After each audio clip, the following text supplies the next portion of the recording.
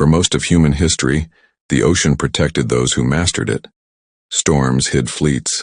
Darkness erased enemies. Distance dissolved responsibility. And in the early years of the Second World War, the ocean became Germany's greatest ally. Beneath the waves moved a new kind of predator: steel bodies, electric motors, torpedoes loaded with high explosives, German U-boats. They were not battleships. They were not visible symbols of power. They were ghosts. And in 1940, those ghosts were winning the war. Great Britain could not feed itself. It imported food, oil, ammunition, vehicles, raw materials. Every single item arrived by ship. If the Atlantic supply lines failed, Britain would collapse without a single invasion. German leadership understood this clearly. Admiral Karl Dönitz believed submarines could strangle the British Empire without confronting its navy directly, and he was right. By 1941, U-boats were sinking ships faster than Britain could replace them. Convoys burned at night. Sailors froze in oil-covered water. Entire crews vanished without witnesses. The Atlantic became a graveyard. Winston Churchill later admitted, "The only thing that ever really frightened me during the war was the U-boat peril. The German Navy believed the Atlantic already belonged to them. Submarines fought by different rules. They attacked without warning. They disappeared instantly. They required no air cover. They needed no surface superiority. A single U-boat could sink 10 ships in one patrol. And after firing, it vanished into deep water where no eye could see. Early Allied escorts were nearly helpless. They could hear a submarine only briefly. They could guess its depth. They could drop depth charges blindly. Most attacks missed. Submarine commanders joked that the ocean itself protected them, and for a time it did. Radar changed everything. Radar used radio waves to detect solid objects beyond human sight.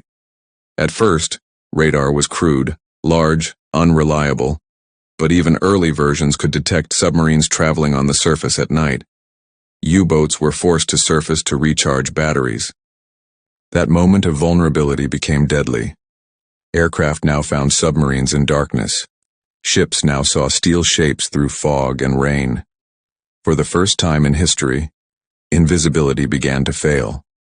But radar alone was not enough. German submarines relied on radio communication. They reported convoy sightings. They requested orders. They sent battle reports.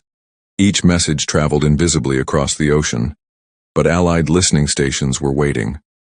Using HFDF, high-frequency direction finding, they traced the direction of every signal. One message did not reveal a position, but 3 signals from 3 stations did. The U-boat was no longer alone. The ocean itself had ears, and the Germans never realized how exposed they were. Beneath the water, sonar changed underwater warfare. A pulse of sound struck a submarine hull. The echo returned. Distance and direction became measurable. Submarines were no longer myths. They were targets. Escort ships trained relentlessly. They learned to track. They learned to predict. They learned to hunt. Submarines that once stalked convoys now felt pursued. In a quiet English estate, thousands of analysts fought a war without weapons. Bletchley Park. There, mathematicians, linguists, and engineers broke German enigma codes. Not perfectly, not constantly, but often enough. Convoy routes, patrol zones, attack orders. Each decrypted message turned uncertainty into knowledge. The Germans believed enigma was unbreakable. They never suspected that their own plans were guiding Allied ships directly into their paths. One problem remained.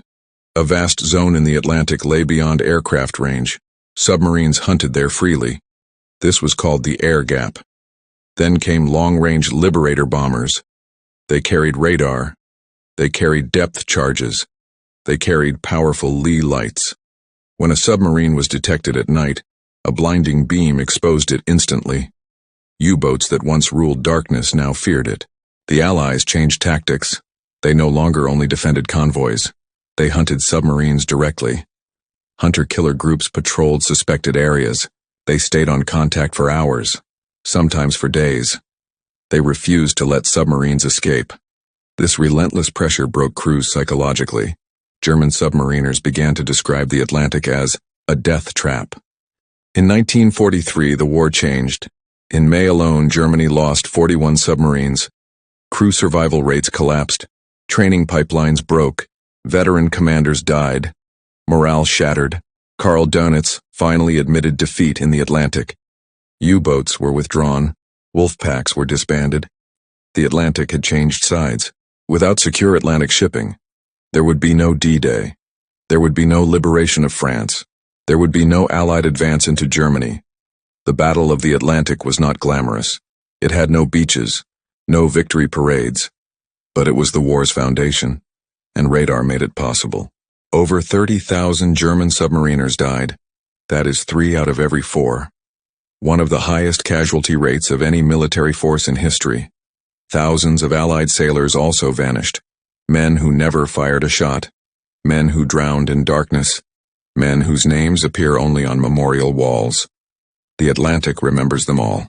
Germany believed technology meant better weapons. The Allies proved technology meant better vision. The Germans built stronger submarines. The Allies built better awareness. Radar, radio tracking, sonar, codebreaking. Together, they created a battlefield where hiding was no longer possible. The Germans never fully understood how complete their exposure had become. They believed they were unlucky. They were not. They were seen. Today, satellites watch every ocean. Sonar networks stretch across continents. Submarines remain powerful. But they are never alone. The Battle of the Atlantic taught the world a permanent lesson. The ocean no longer belongs to those who hide best, but to those who see best. The Atlantic looks peaceful now. Waves roll gently across steel graves. Sunlight touches water that once burned with fire. And most people will never know how close the world came to starvation, collapse, and defeat, all decided by invisible signals moving through darkness. The Battle of the Atlantic was not won by ships alone. It was won by listening, by measuring, by understanding, by refusing to accept blindness as destiny. If this story moved you, please like this video. Every click helps keep these stories alive. Subscribe if you want more true military history told with accuracy and respect. And comment below with where you're watching from, and if someone in your family served at sea, because the ocean